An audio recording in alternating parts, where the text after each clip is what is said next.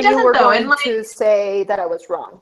yeah, okay. You are. Well, in Fangirl, like the main guy, he's tall and lanky. He's blonde, but he's not big. He's a huge cowboy at all times. There is a confusing description about him, and it's one of my pet peeves of that book.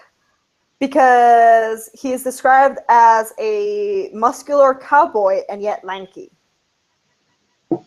Huh.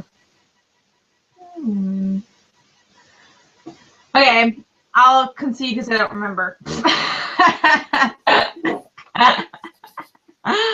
But yeah, in attachments, he just is described as a big like big guy, big shoulders, big guy. Yeah. Good looking. Yeah. Anyways, I think he's a great character. I also like the way he starts to get his life together. I like how she did that in the book. I just sort of like how Rainbow Rowell writes characters, kind of like real characters that have problems and kind of mentally kind of stuck in a rut and can't seem to get themselves out of it. And just through certain circumstances, they're able to sort of figure their way out. And in his case, he basically kind of figures out that he needs to do some stuff. So he goes to the gym and he starts to exercise. Not that he needs to be like, but mentally that makes him more, I don't know. What?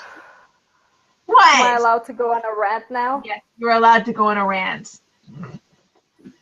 I fucking hate Rainbow Rowell's main characters because they all are going like they're all super real. Like I completely agree with you, and I really love that about her characters. They are actually very real characters. They have real problems. You feel for them, all that. But they do this very shitty things, and then no repercussion happens. Yeah. They fix their life and live on dandelion. And so far and away from real life, it he paid for his mistake in the end. Like he did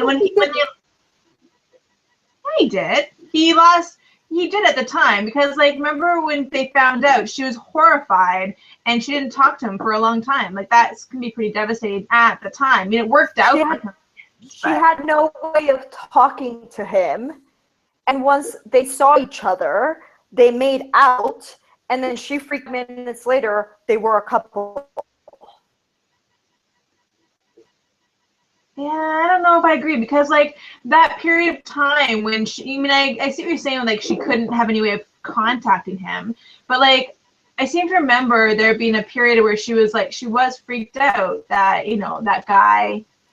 Yes. And LinkedIn was eavesdropping but on. She was freaked out. She didn't do anything. Yes, she was freaked out, but she didn't do anything, and which means that she basically got her privacy invaded, but because she's a girl, she never actually complained about it. And then once he came back into her life, she was like, okay, I'll make out with you. Oh, wait, what am I doing? Freaks out, runs away. He catches up to her and goes, oh, wait, okay, never mind. I'm with you again. Like, nothing happens. Jen, like, the girlfriend is like, we should, like, actually complain about this. This should be something that needs to be, told to the authorities. Like, this should, and Beth is like, no, it's okay. Like, oh my God, he's so sweet. It's like the Edward watching you sleep thing. It's like, oh, he's like, you would bring that up. You read the book. So good. Come on, it's a trope by now. It's the helpless girl being stalked going, oh, this is amazing flowery attention. No, it isn't. It's the complete wrong attention. Like, I understand all the reasons why he did it. I understand that, I get it. I agree with you, but at the same time, though, as a reader, you know that he's not a menacing figure. Whereas like in Meyer's example, like the trope that you're talking about, he is a menacing figure. We all know Edward would never hurt Bella, but he's described more as a menacing figure, right? But in attachments, he's not. Doesn't. I mean, I agree with you. That doesn't change anything.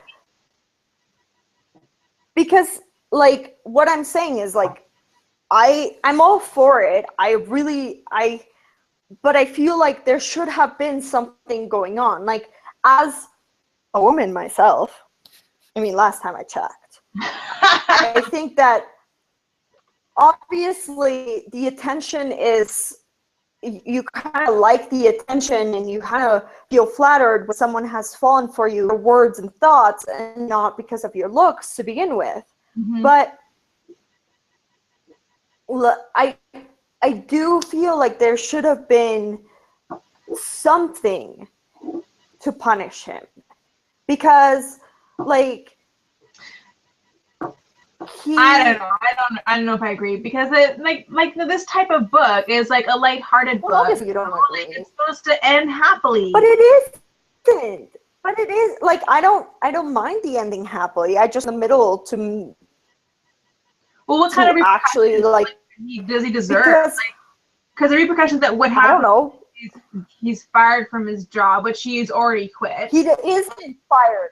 He isn't fired. I know, he quit. Like that's. He knew that he made an bad decisions. Ethically bad decisions. Sorry, I can speak English. Yeah, but like the thing is that like.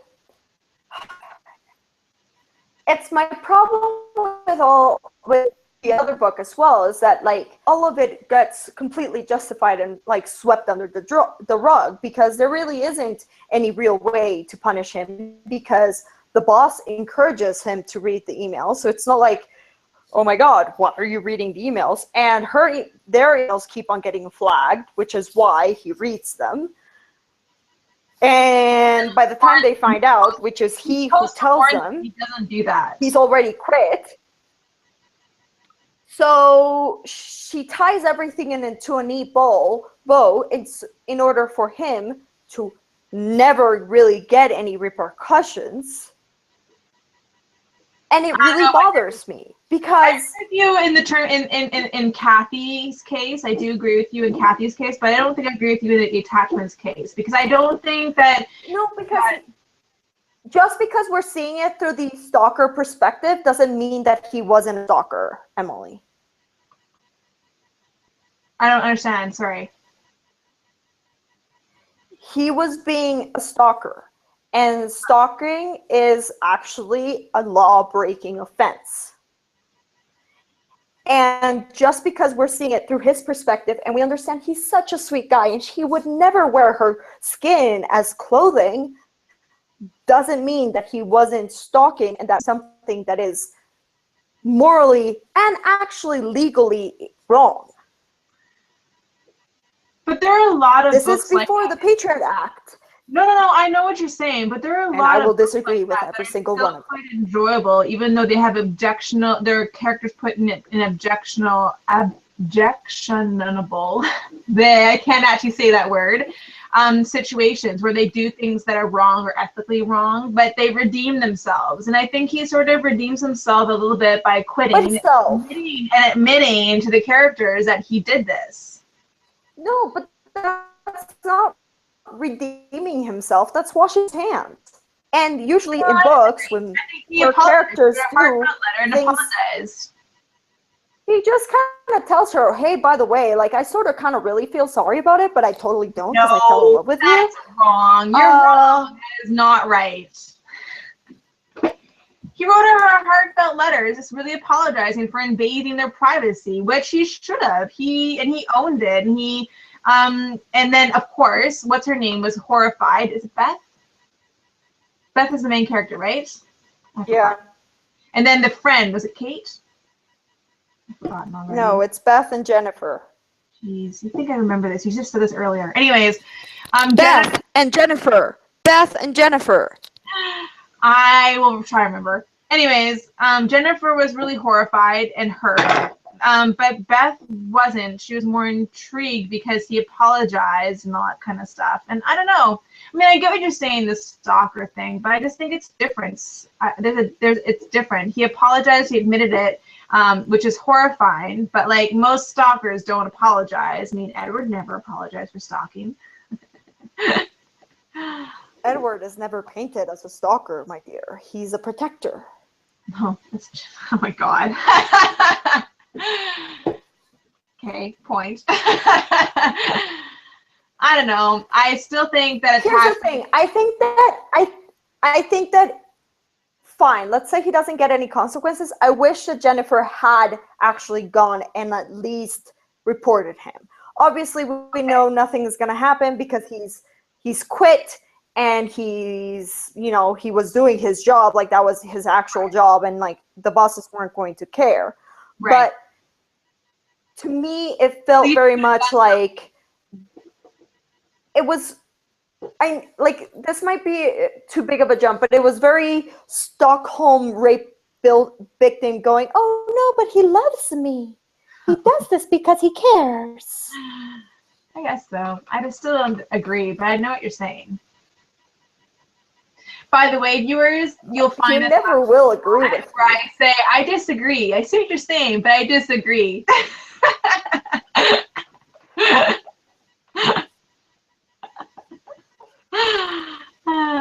But I do see what you're saying. I never ever got that feel of it from attachments. I never thought that was the intention behind attachments. And I think that counts for an awful lot because there are a lot of books that have really objectionable content in them that main characters do. And definitely they're sort of slightly villainized when people do reviews. But at the same time, though, that's part of liking a character sometimes because they do objectionable things, but you know, sometimes they fix it and sometimes not to everyone's satisfaction. I don't know. I think that sometimes I overthink too much, but like I put myself in that character's place, and like as much as I might have fallen in love with the dude, my privacy being invaded in such way would have like that's a turn off to say the lightest. Like that is like a deal off. This is not okay. So as much as it's like story, you totally unrelate or made the characters totally unrelatable to you. To me, it made Beth, who I thought was such a cool and like real character and like such a driven woman and such a well-written woman who has her weaknesses, but it's like I ended up being like,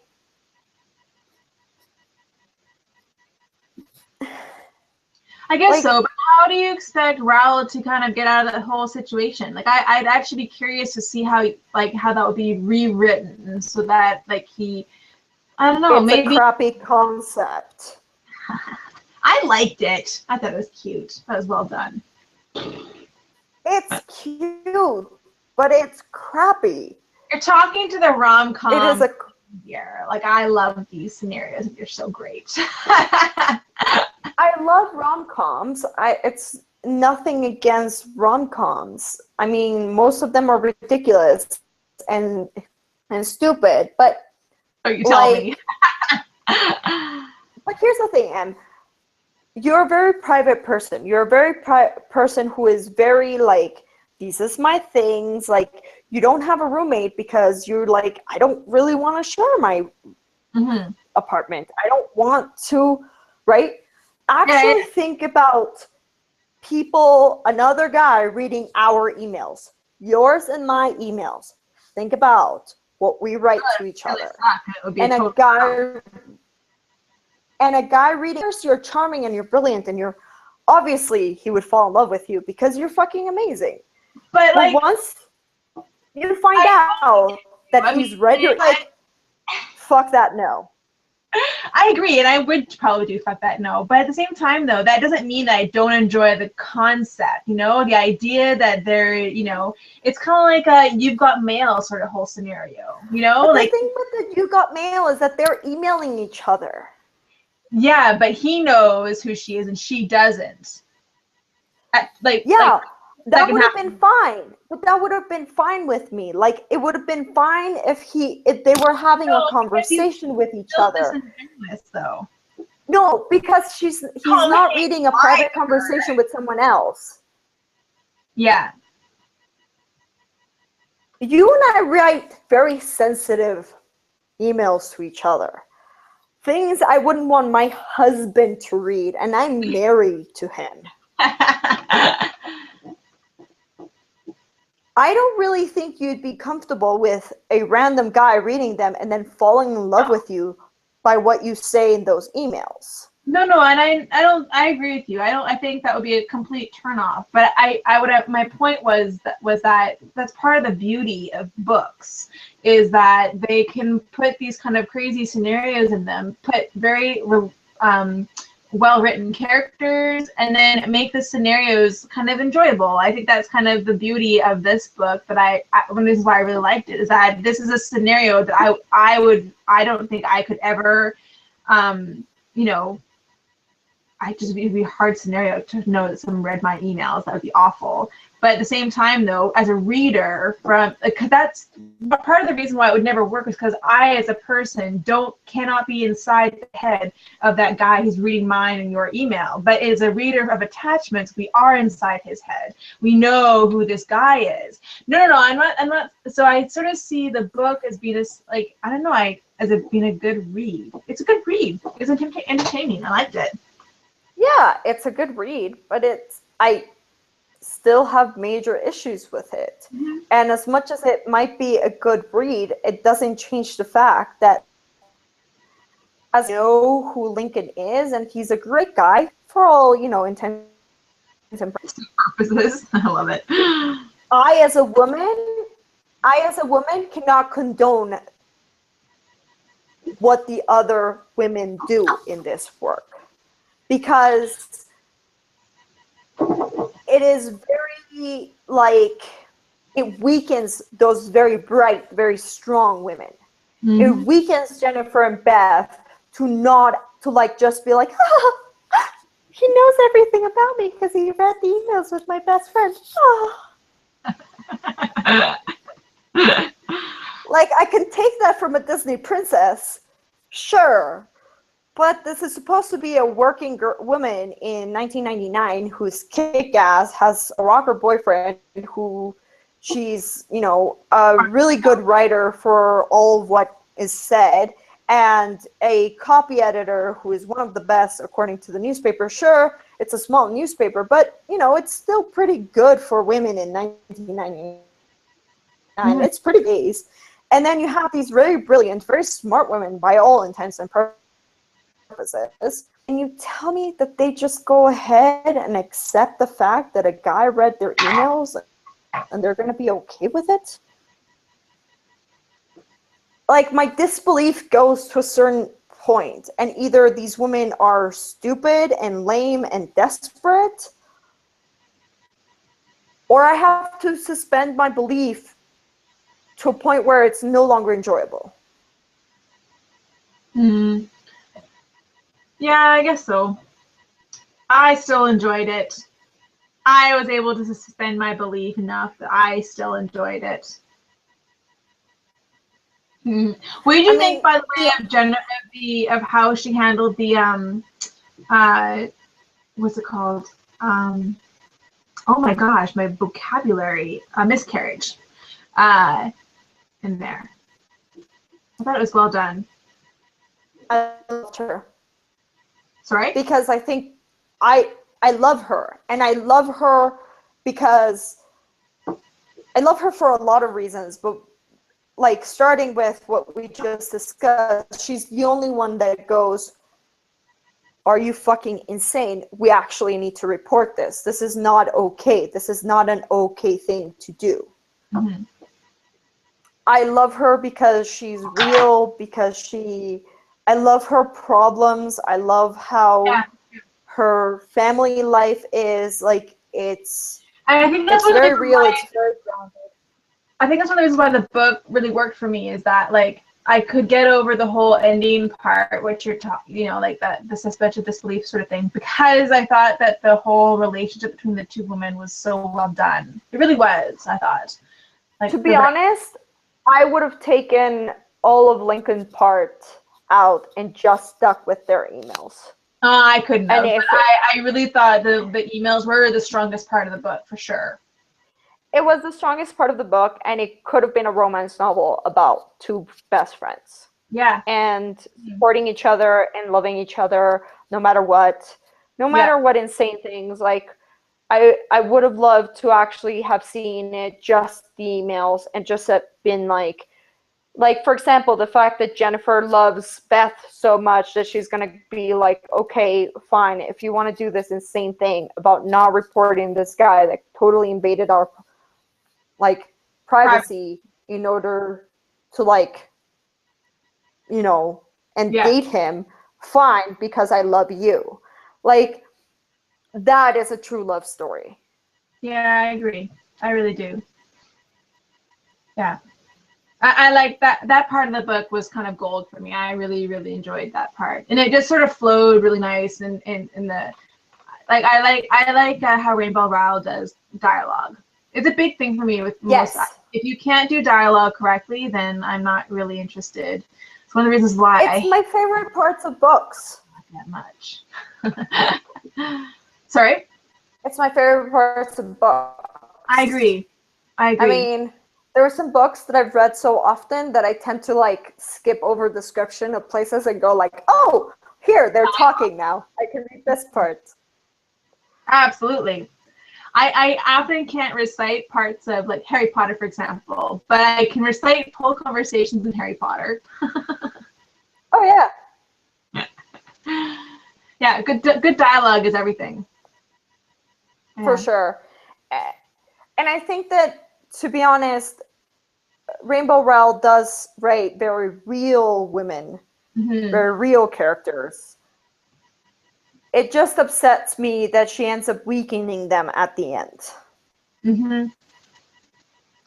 I guess I don't totally. I mean, I actually when you kind of break it down the way you do. I mean, I totally see what you're saying. It does weaken them as a character, but when I read it, I don't see them being as weak characters. I do see them though as having weaknesses, but I don't know if that makes them weak in my mind. But maybe I'm also, I don't know. But my problem is that their weaknesses aren't actual weaknesses. They're written as Mary Sue's who have problems in their life, but they themselves are pretty damn perfect, give or take a depression here or there. Except for a few characters, and they're never the main one. I mean, I'm talking Reagan and Ren in Fangirl, and Jennifer in this one. Or Lincoln's sister, who I'm blanking out right now. I don't remember her name. I never remember. They're strong women who, have actual weaknesses, have actual defects in themselves. But Beth and Kath are written as, yes, they have problems in their lives, but everything is from the outside. They themselves haven't done anything really wrong. It just, the world keeps on reining in. Yeah, I guess I can see that. It ends up that way because of how she sort of diminishes them at the end. I mean, I've already talked with you endlessly about the fact that Catherine never gets her comeuppance. Anyway, and with Beth, I feel like the fact that she never really stands up for herself, she never really because the thing is that for example, if she had man up and been like, you know what? I don't care that he read my emails. I love him. I'm going to look for him and we're going to sort this out because that's what I want. Then I'd be like, you know what? Props. You've owned it. You've analyzed it. Fine. I'm okay. I can be okay with this. But it's kind of like if they hadn't gone to the movie theater together, nothing would have happened. and then she saw him and was like, oh my God, it's this guy. And then I'm just going to make out with him now, and then freak out and run away. And then he's going to catch me. Most people, though, aren't like that, though, Isabel. Like, most people are like the second example, like where they're unsure, and then they all of a sudden see this person in the theater and like, oh, like, I really like this guy. And I mean, I see what you're saying. I get it, but at the same time, like, a lot of people, like, I don't know, if I would probably not go after that guy at all, because that But you would have. I know you, and because I know you, I know that if someone was reading your emails at work, you would have told on that guy, even though he quit this fast, because you do not accept that. Yeah, I guess so. I guess, yeah, but I think what I'm saying, though, is, like, I think I kind of understand why she was so unsure afterwards. You know what I'm saying? Like, I kind of get it. I'm fine. You can be unsure, but you can, like, in my mind, like she was so weak when it went to regards to guys. She had this, like, rocker boyfriend that treated her like crap, and then just kind of, like, dropped her as a dish towel on her sister's wedding with the crappiest line known to man, which is, I love you so much, I can't actually be with you. Bullshit. Or something along those ridiculous lines. And then she gets weakened even further in front of a guy when she just kind of goes, oh, he was reading all my emails? Whatever, like, it's fine. Like, I'm sure she wasn't like, whatever, it's fine, but she didn't do anything about it. And, like, I understand being unsure, and I understand, like, not knowing what to do in a situation, but then going from there and being so sure to tell your friend, who also got her privacy invaded, who did want to report him, not to report him. That's where I'm kind of like, like, it's fine if you're unsure, but if your friend who also got your her privacy invaded wants to report him, you let her, because she is sure.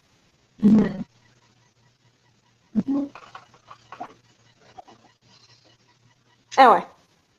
Yeah, that's my opinion on, and basically Rainbow Rowell at this point in time. I'm gonna send you Carry On. No, you won't. I won't read that shit. I will not. I will send it to you.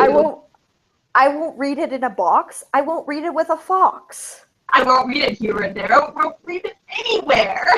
I will not eat Carry On. Or read it, I should say. I will not read it.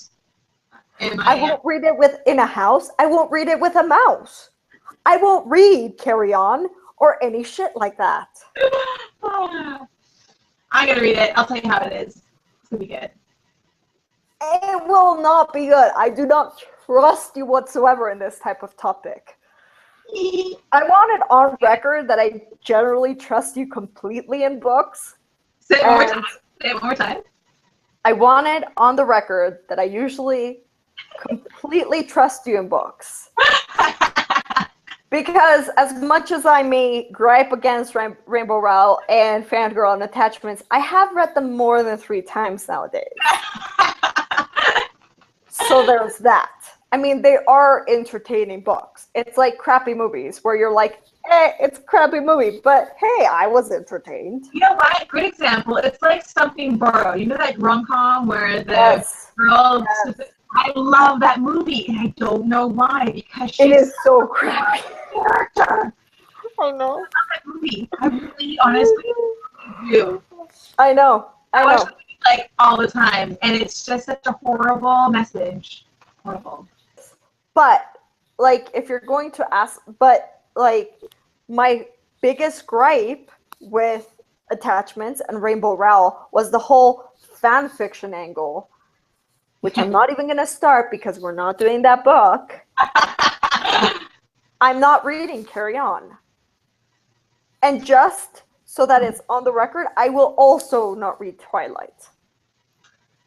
Oh, we'll get you going at some point. If I have to read Lord of the Rings, you're gonna read Twilight. No. It's not the same thing. If you ever try to compare the two, I think I actually have to end this friendship. First of all, how are you, a young adult librarian who hasn't read Lord of the Rings? Lord of the Rings is like the masterpiece of young adult fantasy, and you consider yourself a fantasy geek. It is the grandfather of all fantasy literature, and you're like, hey. I'll get around. No, dude. I tried reading it when I was like 8, and I got a little bit intimidated by all the big words. And I don't think I got over that. 8 might be a little bit young. I read it when I was 14 or 15. It wasn't bad then, but I did read it with a dictionary next to me and a notebook where I would write the big words that I didn't understand. I need to read them. I would like to point out, though, that English is not my first language. So the dictionary and the big word notebook was actually very helpful because I didn't know what farewell meant. Hey, really? There you go. Books are good for something. Yeah. Anyway, I think this is about it for our first episode. I think that's right. We will see each other in a month, and we will talk about Francesca and the Piper's Son. Yeah, I think that's a great idea. So, for those who don't know, Save and Francesca and The Piper's Son are both by our all-time favorite authors. Well, aside from J.R. Tolkien and J.K. Rowling. But Melinda Marcevich is not the author. So for any of you who haven't read her, you should totally check her out. She's amazing. Her first book that she ever wrote was called Umbrella Brandy. But one of her most famous books is Saving Francesca and Jellicoe Road. And Jellicoe Road won a ton of awards in Canada. Actually, we should do Jellicoe Road, actually. Yeah? Okay. Yeah, and we can say Saving Francesca and Piper's Son for when Jimmy's book comes out. Yeah, the third. I'm really excited for Jimmy's book. I'm so stoked. Yes.